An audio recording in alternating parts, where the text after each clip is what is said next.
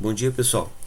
Essa é a aula 02, né? E nessa aula eu vou estar tratando sobre a lei de Coulomb, mas não envolvendo apenas duas cargas, mas três cargas que estão alinhadas sobre um determinado eixo, que é o eixo X.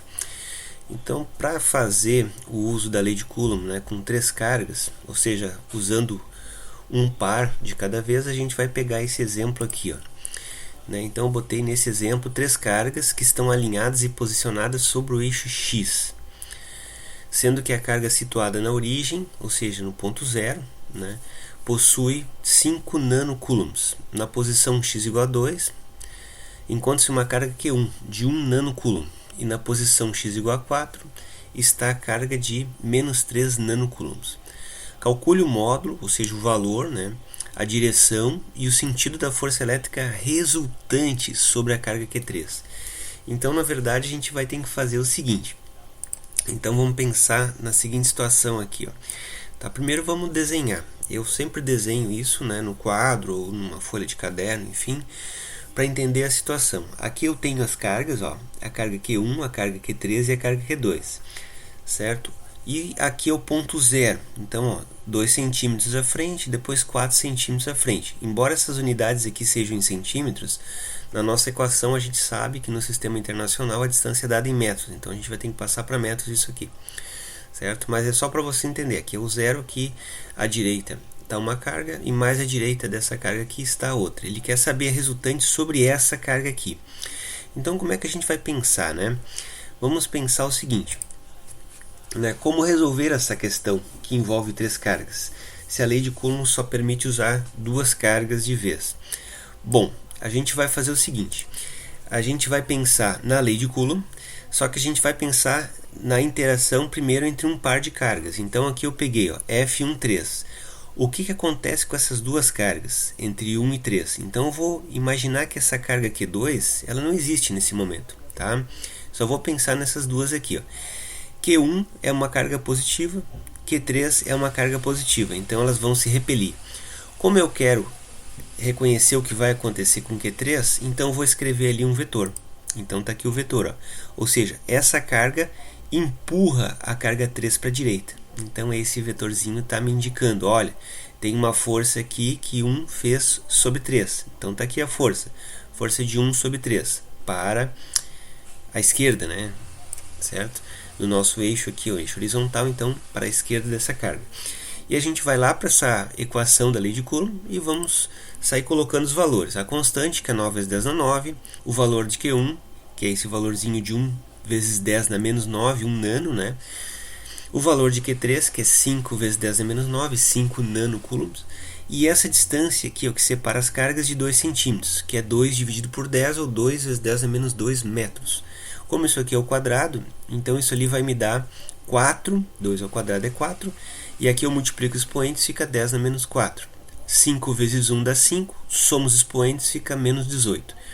Bom, é uma propriedade de potências que eu estou usando, simplesmente isso, Agora eu vou multiplicar 5 vezes 9, então isso vai dar 45, somos expoentes, fica menos 9, e vou dividir 45 por 4, que vai dar 11,25. Diminuindo os expoentes, fica 10 na menos 5 newtons. Então eu já achei o valor, o módulo, que a gente chama da força que 1 faz empurrando, a carga 1 empurra a carga 3 para a esquerda, com esse valor aqui. Bom, agora eu vou fazer o mesmo raciocínio para a carga 1 e 2. Ignorar a existência dessa carga aqui, posso manter esse desenho do vetor sem problemas, e eu observo que essa carga é positiva e essa é negativa. Então o que vai acontecer? Q2 vai puxar essa carga Q3 ao longo do eixo X. Então vamos lá, vamos pegar a lei de Coulomb pela segunda vez e vamos envolver agora a carga Q3 e a carga Q2. Então está aqui, botando o valor da constante, que é 9 vezes 10 na 9, o valor de cada carga Q2, que é 3 vezes 10 na menos 9. Aqui eu estou botando em módulo, porque não me interessa saber nesse momento se essa carga é positiva ou negativa. Isso eu vou colocar aqui, nessa seta, quando eu botei o vetor, certo? É esse vetorzinho que vai me dizer, olha, qual é a direção e o sentido da força. Então aqui é só para me calcular o valor da força. A mesma coisa, eu não preciso escrever aqui a flechinha em cima, né, porque isso só tem sentido quando a gente representa um vetor. Então aqui é só o módulo que essa equação me permite determinar. Aqui eu vou pegar, multiplicar 3 vezes 5, vai dar 15. E aí, somando os expoentes, menos 18, exatamente como eu fiz aqui.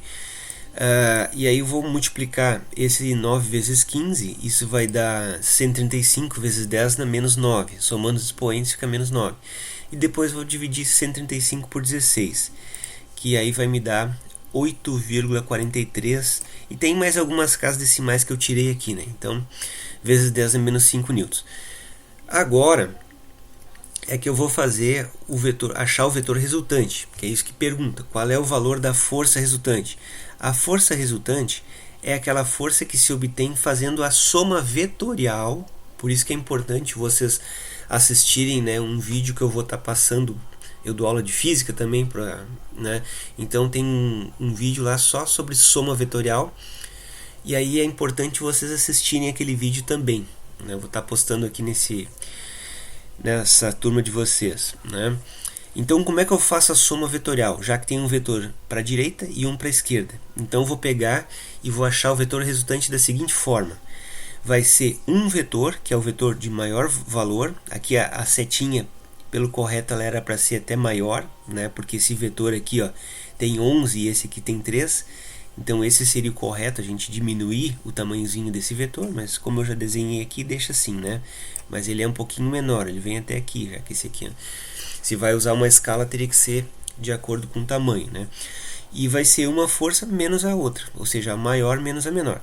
Fazendo essa subtração, e aí eu tenho que ter o cuidado, se esses expoentes aqui são no mesmo grau, né? Aqui é 10 a menos 5, aqui também é 10 a menos 5.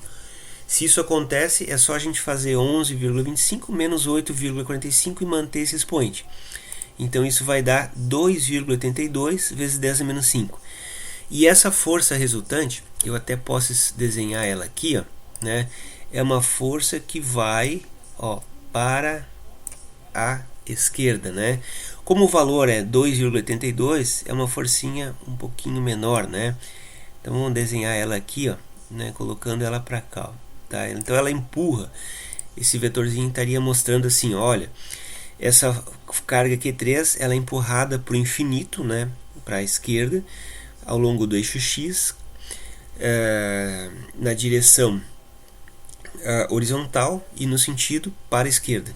Então essas são as três coisas que eu preciso identificar: o valor da força resultante, que se chama de módulo, a direção e o sentido, certo? Então, pessoal, problemas envolvendo três cargas ao longo, né, alinhadas no mesmo eixo, seriam esse tipo de problema. Se eu perguntasse qual é a força resultante sobre Q1, a gente ia fazer a mesma coisa, ia analisar Q1 e Q3, Q1 e Q2, ia desenhar os vetores e fazer a soma. Caso esses vetores sejam apontados no mesmo sentido, a gente faz a soma, em vez de fazer a subtração. Então, segue a aula 3 depois. Um abraço a todos aí para vocês. Espero que logo a gente retome as nossas aulas.